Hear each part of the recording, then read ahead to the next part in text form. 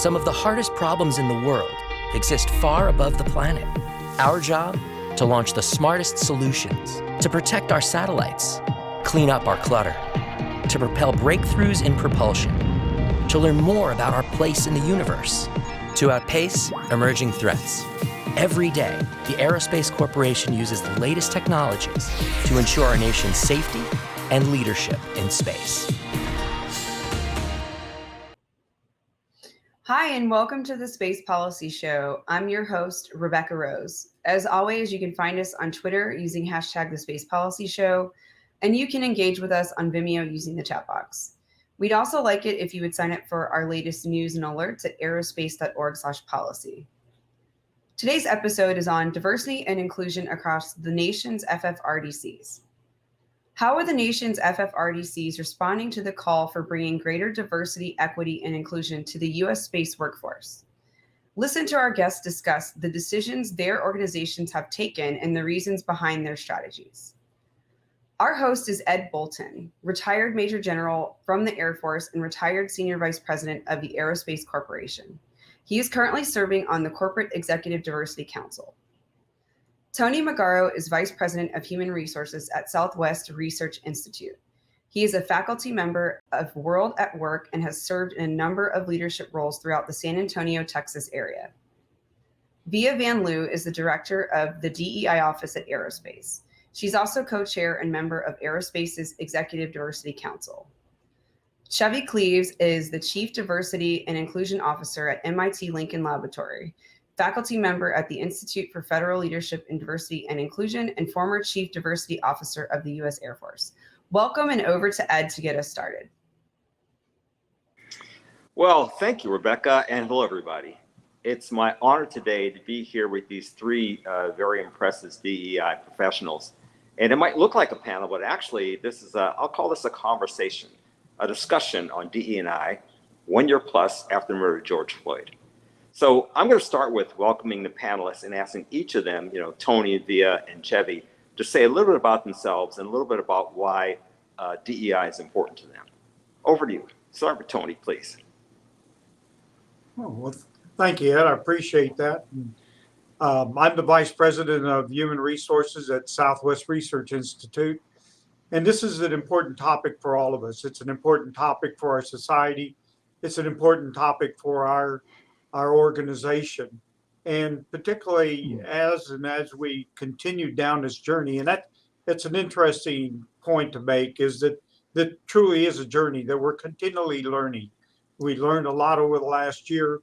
We certainly were doing DEI activities before last year, but the journey continues to evolve, and we continue to evolve with that journey, with all the different aspects that can add to our organizations. So it is important to us, and I appreciate the opportunity to participate today.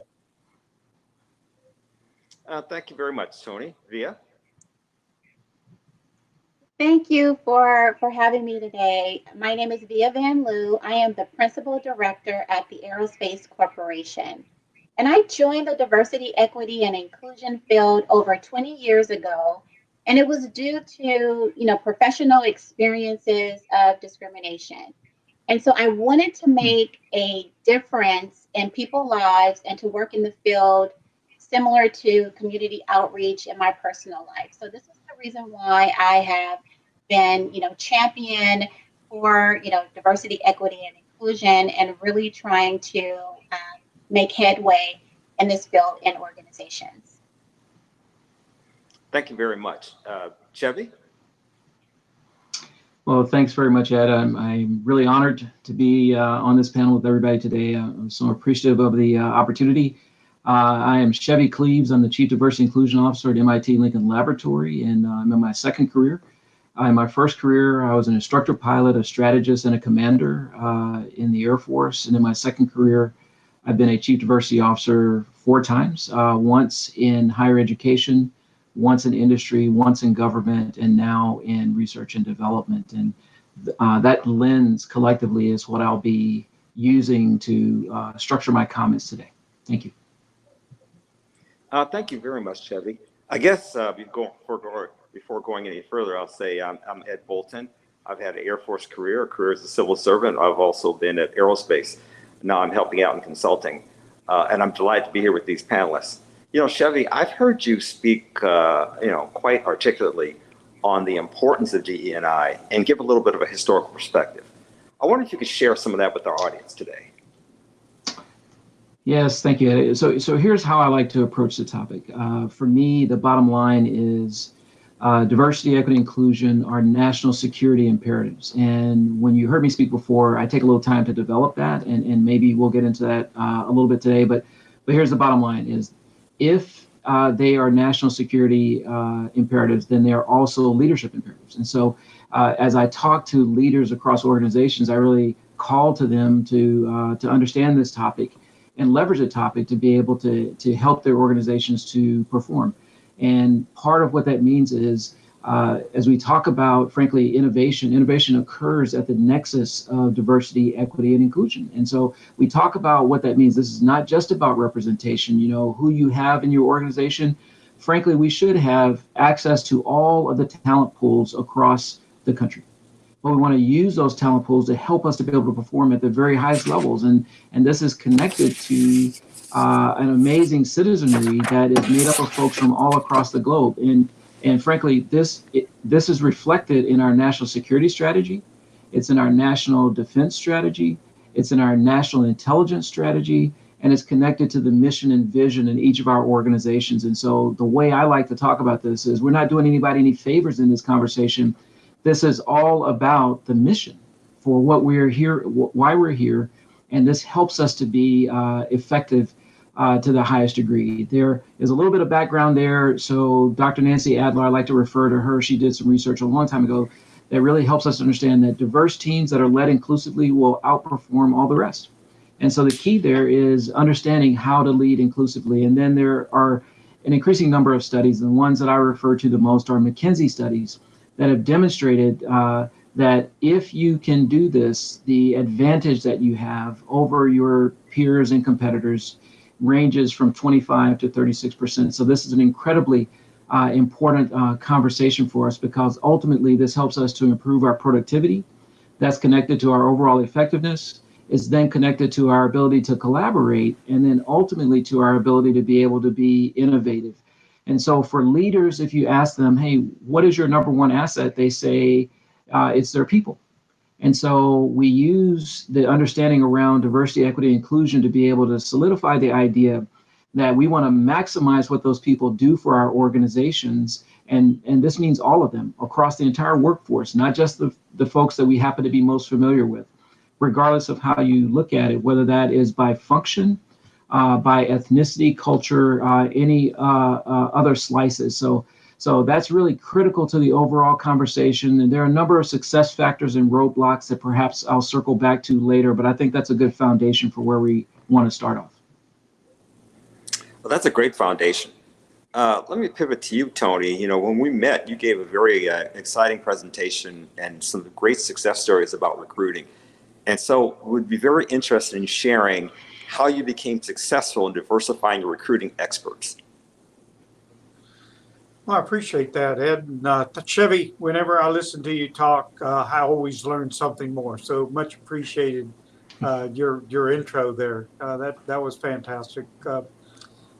So in the recruiting mode, what we concentrate much in our outreach initiatives here in the city of San Antonio, but more importantly across the United States. So as we go to colleges, we're always taking a look at the new opportunities to talk to student groups, for example, and those student groups are constantly changing. So we have to be aware, and we talked a little bit about a journey, but that journey is always being aware of what's changing in all the different schools, not just the professional associations, not just a disability office, not just a veterans office, but every particular organization that serves a particular affinity group.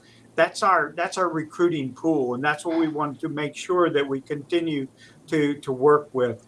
Pandemic, it's not been a favorable thing for any one of us, but frankly, it's given us some opportunities to reach out more to those organizations, to reach out more to the professors in those schools, to be able to give presentations or to actually send out some of our YouTube channel or to send out particular presentations in the STEM field. And when we're talking about outreach in the local communities, tapping all of those particular groups that serve the underserved or serve those organizations that serve our citizenry here in San Antonio, but across the country as well.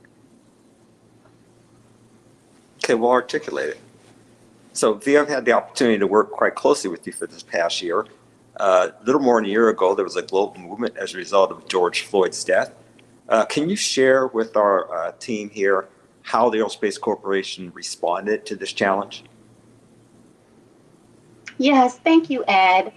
The Aerospace Corporation, we had been doing actively, working diversity, equity, and inclusion, years prior to the murder of George Floyd.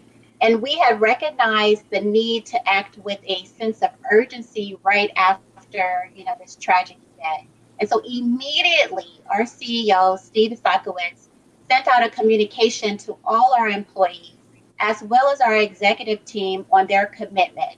And then followed our, board of trustees. They've also sent out a commitment with signatures to that initiatives. And, during that time, we decided to restructure our Executive Diversity Council by adding 6 executives as champions, including our CEO chairing this effort. And we held Executive Diversity Council meetings weekly for over 6 months, and we report progress quarterly to our Board of Trustees. And underneath our Executive Diversity Council, we established an Aerospace Committee for Equality and formed 6 focus areas along with 34 diversity, equity, and inclusion actions based on feedback that we received from our employees in a number of different town halls, conversations of understanding, collaboration cafes, listening circles, diversity exit and stay interviews.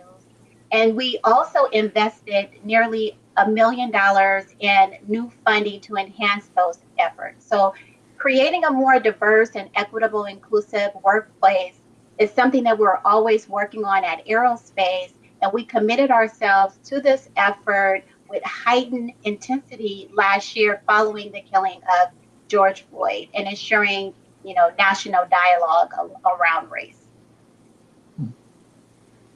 Okay, that's quite a response. That's something to be proud of. Let me go to Chevy and just ask you about leadership. You've had an opportunity to have leadership jobs in the Air Force, as a civil servant, and also now at a not-for-profit. So what strikes you as an important thing or several things that leaders who are successful in D&I do? How are they different? Yeah, so thank you for that question. So let me maybe answer it in this way. First, I just have to really commend Aerospace, right? So if you're going to be successful here, leadership engagement is absolutely critical. And when I'm talking about this, I'm talking about organizational leaders. So diversity, inclusion, diversity, equity, inclusion, these are transformational kinds of efforts. And if you're going to be successful with the transformation, it has to be really led and you have to be accountable from the top of the organization. And I think this is what we just heard from Via. So I'm very impressed with that, and I think that it's great. And again, I just commend Aerospace. So here's what I would say relative to the question. Any organization that wants to be successful, they don't have to necessarily do exactly the same things that Aerospace did. However, there are many excellent initiatives there. But what you heard from Via about how you're accountable at the top of the organization, this is absolutely critical. So you heard me mention before about being able to have a series of recipes for success factors. Leadership engagement and accountability is the first one. Being able to understand this conversation from a systems perspective, not just from one aspect or another. Understanding that strategic communications are going to really be critical. So how do you as leaders talk about this from the top of the organization down to the individual contributor level? And then this is not a resource neutral conversation. So being able to create success across resources, where, putting time into the conversation, making sure there's a team, and making sure that there's actually a budget, as you heard Via just talk about. All of that, absolutely critical to the conversation. And one of the major roadblocks to success is the absence of leadership engagement and accountability. And I'll go into the other ones later, but this is absolutely central to being able to create and sustain success in these efforts. Thank you. Thank you very much. Thank you very much. So Tony, I'm going to come back to you and give you an opportunity to toot your own horn a little bit, which, you're not a braggart, you're reluctant to do that. But I'm very impressed with some of the outreach and initiatives you guys have had. So would you talk to us a little bit about some of the outreach initiatives and programs that are happening in your organizations? Yeah, I'd be glad to. But I have to agree with what Via and Chevy were talking about. Really, we lead by example, and individuals lead by example in an organization. So when we take a look at our CEOs, our president, ours is Adam Hamilton. Adam is very involved in the community. In fact, he's part of a CEO group that is actually in the community and assisting those that are challenged. We have school districts, and this is not a good thing to admit, but we talk to our supervisors there within the school districts, and we see where school districts have challenges with poverty, and when we ask questions like, what is necessary to help educate our children? And they say, well, some of the first thing that we need to do is feed our children, because we're facing this poverty within certain areas of our community. So the first thing that we do as individuals, but also as an organization, is go out there and work with those communities. So we serve on boards, we serve on advisory panels, we work with, there's an organization called SA Works in the city of San Antonio that we can draw on students from the high school level to come in as interns for the organizations. We also do programs where we bring in students from various middle schools and high schools to actually tour the campus and get them involved in the STEM education and involved in understanding what a career might look like in the sciences and engineering.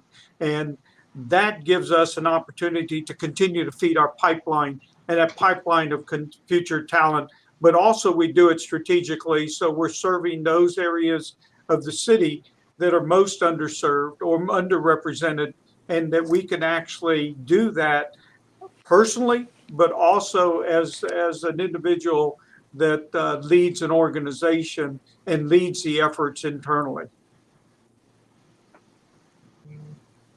Tony, thank you for that response. Very much appreciated.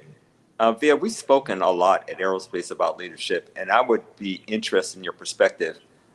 We talked a lot about senior level leadership, but what are you seeing with mid-level managers? What can a mid-level manager do to promote this cause?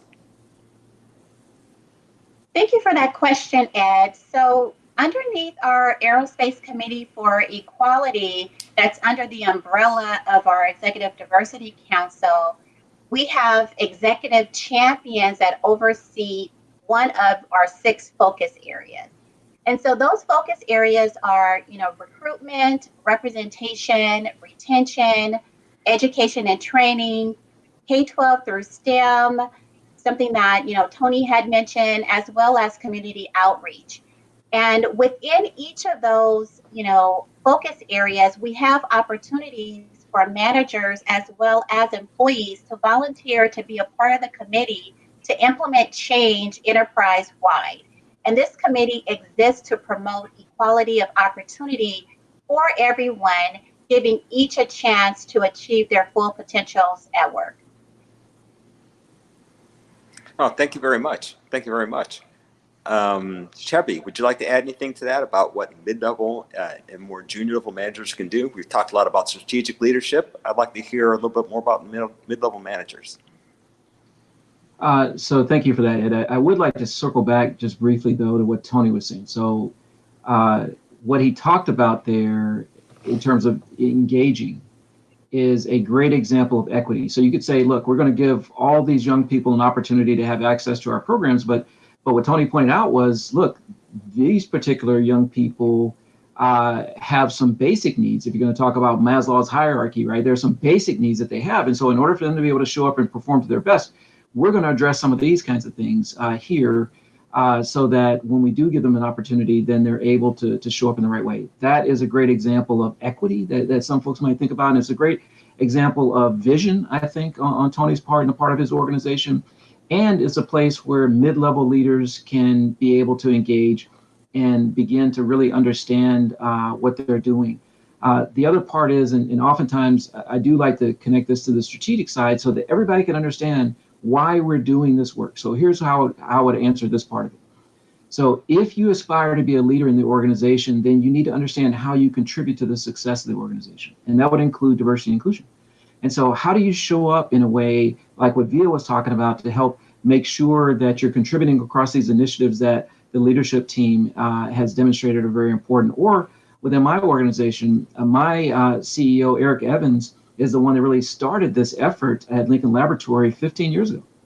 And so because of his vision, he's demonstrated this is important to me. And so if you're an aspiring leader, mid-level or just further upstream, to be able to understand what does that look like for me to be able to be very effective in creating an environment where other people can thrive and be their best and practicing those things and then rewarding them in the process of the performance appraisal cycle and those kinds of things. All of that is tied together because of the results that we're trying to generate as an organization. And we understand the clear signal, demand signal from the very top, which is a CEO here. I think it's a critical conversation. And frankly, from the last three answers here, they should overlap for you and for our listeners. I think they do. I think they do very well. Can I jump in there real quick, please. Ed, if you don't mind? Please do. Via and Chevy bring up a really strong point.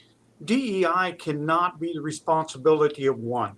It can't be a responsibility of appointed individual. It's every one of our responsibilities. So a manager to operate in our organization must in fact practice those principles that we preach in DEI. If it means being involved in an organization such as in San Antonio, we have an organization called Girls Inc.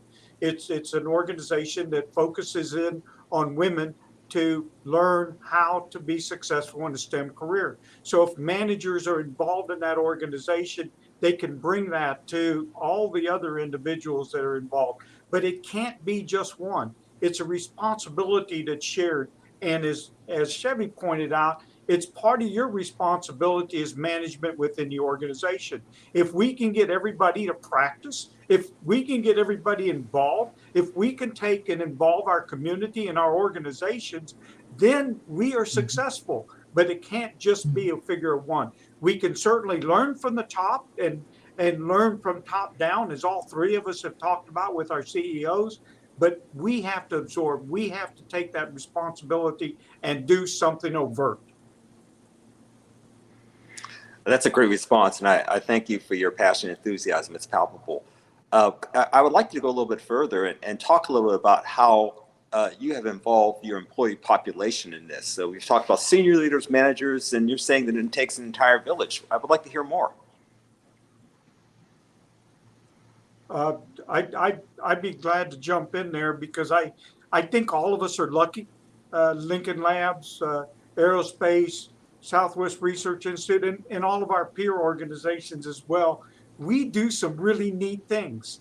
I mean, when you talk about going to the moon, if you talk about some of the things that science and engineering is, those are so profound and so interesting. And you get an engineer talking about those kinds of factors. This is what I do in my life. And that passion in their particular field of endeavor is just contagious. So we're able to get them involved. We're able to give those presentations, those particular talks in the classrooms or the tours that they come out to our campuses and actually see some of those things that come to life. That's when we can absorb. The other thing that we try to do with our scientists and engineers is also engage the science and math teachers. And that goes from the college level all the way through to the middle school. Get them involved so they see the practical side. They can see the application of theory come to life in what we do as organizations. Very well said. Very well said. Would Via or Chevy like to talk a little bit about involving employees before I go to the final topic area for today? Yeah, I can definitely jump in there, Ed. So at Aerospace, we have a ton of opportunity for our employee population. We've had a manager to step up to lead one of our 34 initiatives around accountability. And this initiative, we have required every manager at Aerospace to have a diversity, equity, and inclusion goal. This manager has established and developed guidelines for managers, as well as process building into our workday system for reporting so that we can track goals, make sure that they're measurable, and then also have accountability. And we have leveraged this with other DEI efforts across the organization, getting managers involved to lead an initiative and to integrate it across the organization. We've also had, as soon as we launched our diversity initiatives, our employee resource groups, they stepped up. They took our 34 DEI initiatives and they scaled them across their employee resource groups. They have put on, panels, racial equality, minority, model minority. I mean, they have really, demonstrated the level of commitment and passion in these efforts to ensure that we're able to scale all of our initiatives across the organization. And so we have, a lot of passionate employees that are, involved into our efforts. And I want to echo what Tony said about, K-12 through STEM. Underneath that effort, we have, launched a partnership with the Smithsonian, and we are partnering with Los Angeles Unified School District to distribute books and learnings to over 10,000 students within the LA area. Wow. Jeez. That's quite a So I'd like to jump in. Involvement. Please do so.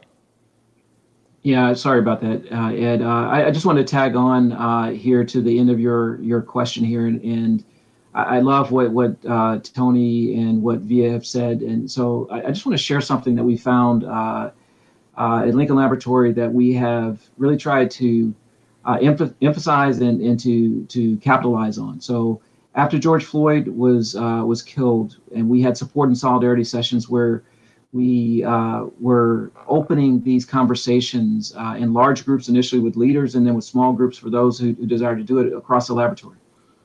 And one of the things that really came out is that there was a gap in knowledge and understanding. We actually had some folks that said, in a safe space, I didn't realize that this was a threat, we thought this was maybe an infrequent happening. And then you have a different population that says, no, this is something that we have to deal with every day. So what we did was we created then this educational series that was called REACT. And it's REE ACT.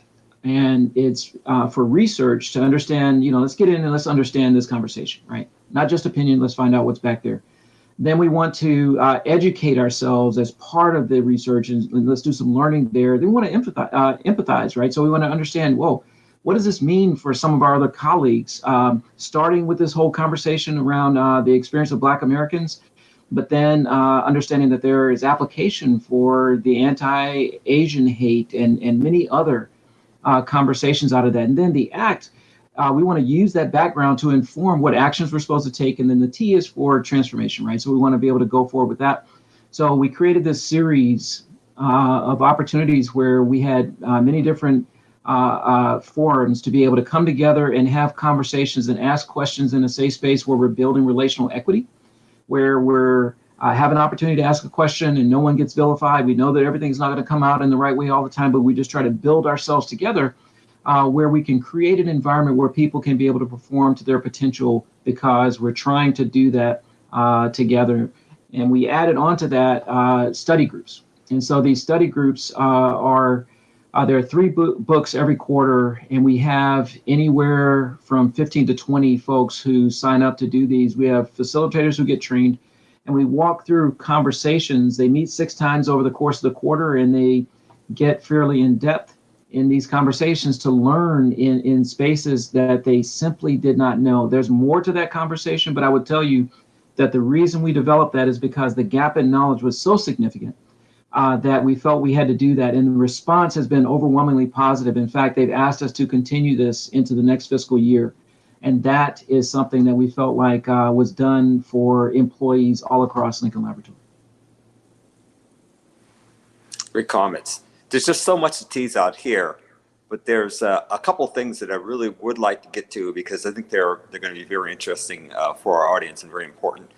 I'm going to ask each of you to talk a little bit about what you've learned. You all have been involved in this career for quite some time, but it took a really big upswing after the murder of George Floyd, and we're a little bit more than a year past that. So I would like each of you to talk a little bit about what you have learned about the problem, about the organization, about yourselves, in the time since George Floyd through work in DEI. Let's start with Via. Thank you, Ed. We've learned a lot, and I also want to, thank, Ed, because, when, the tragic event occurred with George Floyd, our CEO contacted Ed and asked Ed to return back to Aerospace from retirement. And he was our former senior executive at our Aerospace Corporation. And he has become our personal advisor to our CEO on this initiative. And, we, underneath our Executive Diversity Council, as well as our Aerospace Committee for Equality, we conducted lessons learned and developed solutions for improvement. So we've made positive impact and achieved some good results, but we, will continue with our 6 focus areas for FY22, but we want to focus more on initiatives that impact our employees based on the feedback that we receive. And we also, realize that, this is a marathon and it's not a sprint. And we're not going to be able to change our representation, overnight, but we can put forth, progress into each of our DEI initiatives and, encourage our employee population to come along with us and to integrate our DEI initiatives across our enterprise. So, and again, the ultimate measure that we'll reflect on will be our workplace demographics. And so we are, tracking that as we go, and we're, reporting and trying to be transparent within our efforts. Well said. Thank you very much. Thank you very much. Hey, I appreciate the shout out. Since you mentioned my name, I will answer kind of one brief question, or one question is that what I've learned. I was born right around the time that Emmett Till was murdered. If you don't know who Emmett Till is, Google him.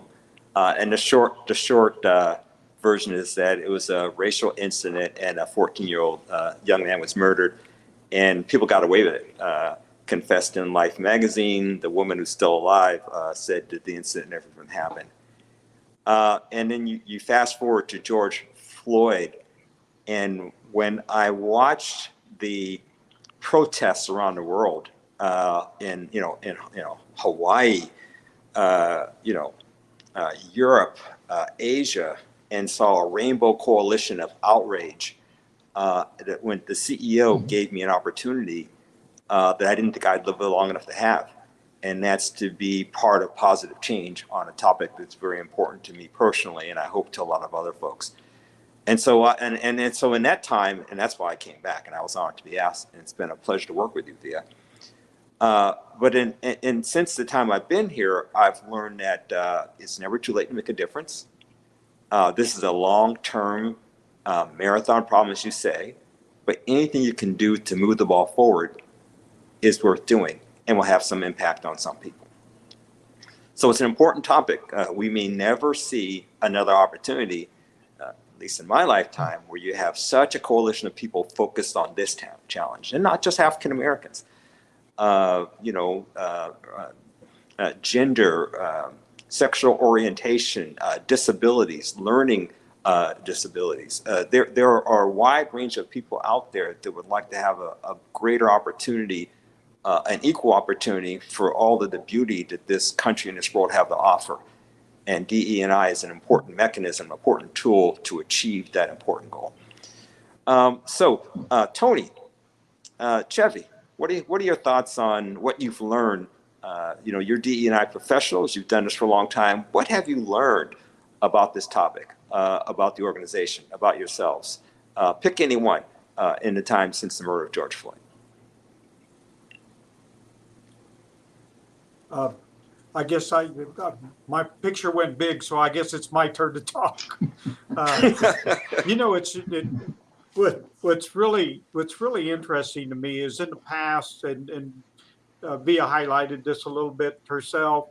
In the past, HR has been responsible for a lot of the functions. So our group that does recruiting are very focused in going to HBCUs, to going to Asian serving institution, all the minority serving institutions. And of course, San Antonio, we have many HSIs or Hispanic serving institutions as well. So recruiting has always been a big part of our employment group as we bring in.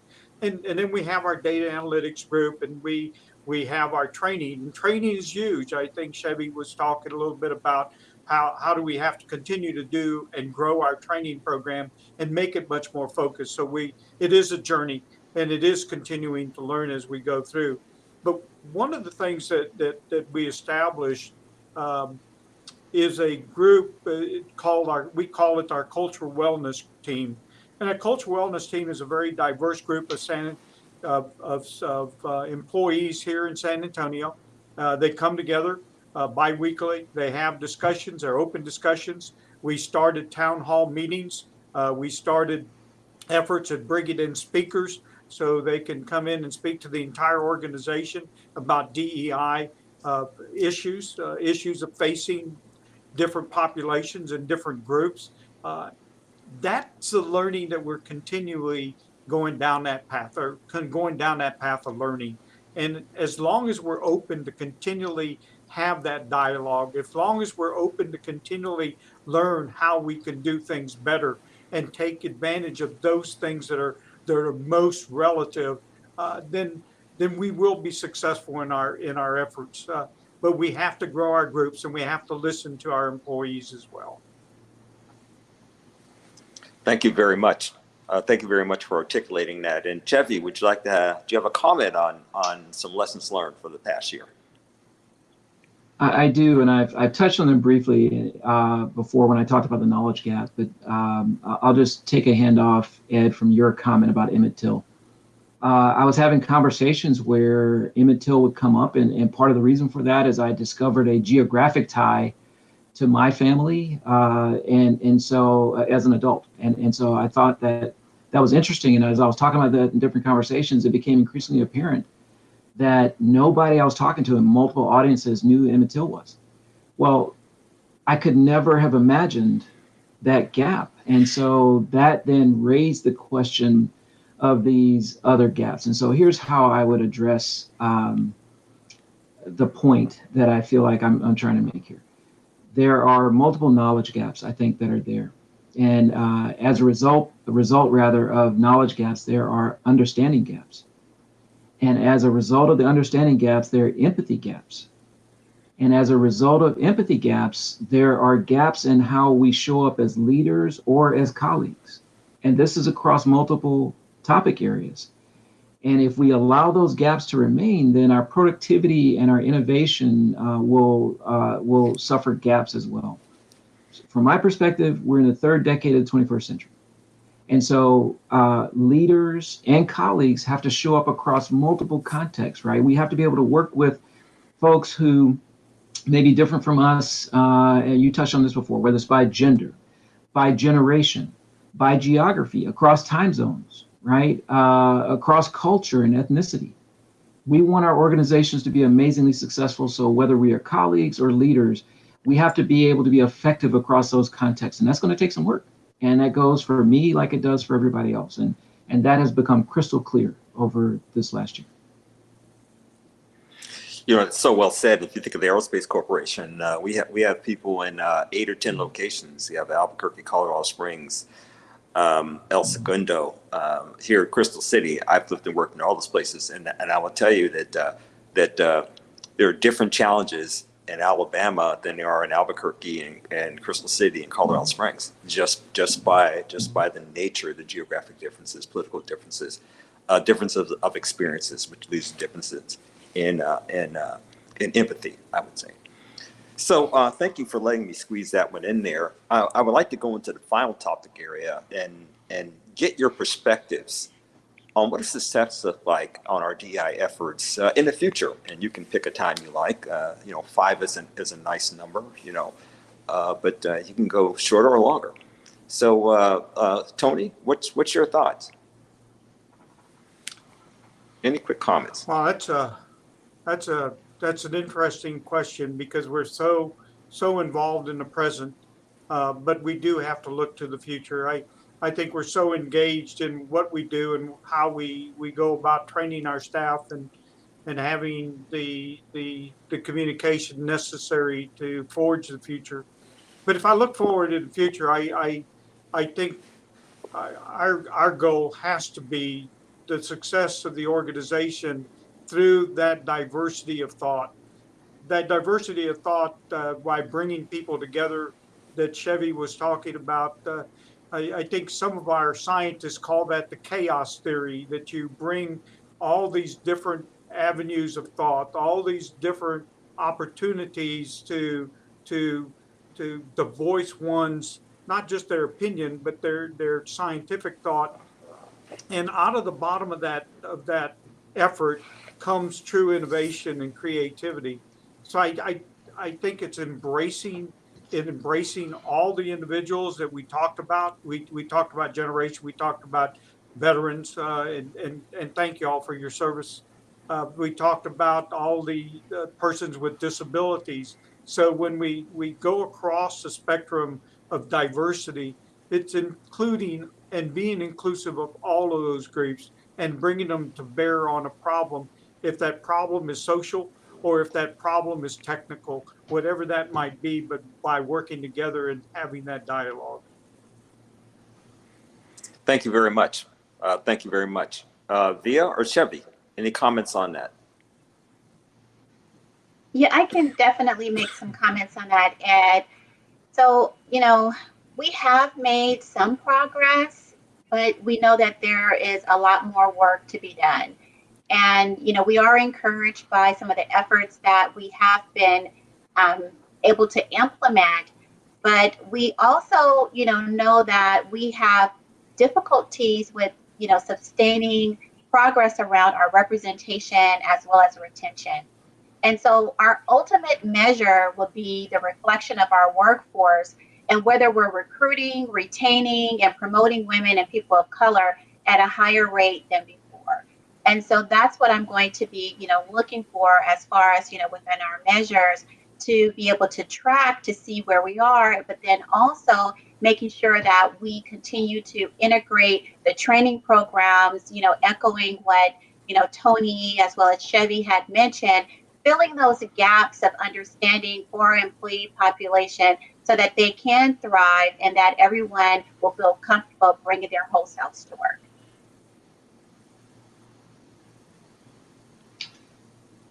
So I agree with all. Yes, thank you. I agree with all of that. I guess the only thing I would add is that what we're trying to call for is an intentional development of ourselves and of leaders, so that as we move forward and we talk about the laboratory of the future in our case, and we're just talking about 2025. So what does that look like? And how do we get there on purpose so that we have the skills and the competencies that we need everyone to have?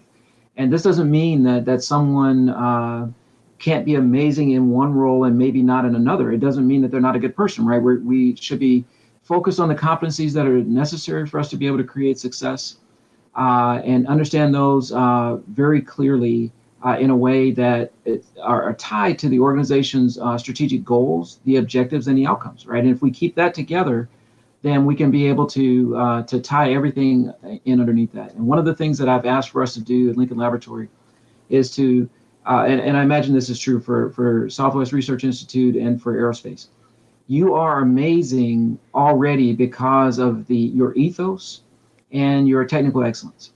And so what I'm asking us to do is let's apply that same ethos and that same commitment to excellence to understanding and operationalizing diversity, equity, and inclusion. And so that, to me, is the pathway to the future. I love all those answers, and I would add one by saying, if you've never been to America and you want to know what Americans look like, I think the Olympic team we have well reflects the beauty and diversity of America, and I would hope that successful companies reflect the diversity and beauty of America as well as our Olympic team does. So let me conclude by saying it has been an honor to work with you all, not just today, but for this past year. I learned a lot during this discussion, and I look forward to learning more. And so in conclusion, I'll just say thank you, thank you, thank you. And now back to you, Rebecca. Thank you all for taking us through why DEI and leadership is important to the U.S. space enterprise. Thanks to our wonderful production team, Colleen Stover, James Liggins, and Jordan Bingham. Check us out on Twitter using hashtag The Space Policy Show and sign up for our news and alerts at aerospace.org/policy. Be sure to look for our podcast and share your favorite episodes with colleagues. We look forward to having you tune into our next episode of The Space Policy Show, and until then, take care.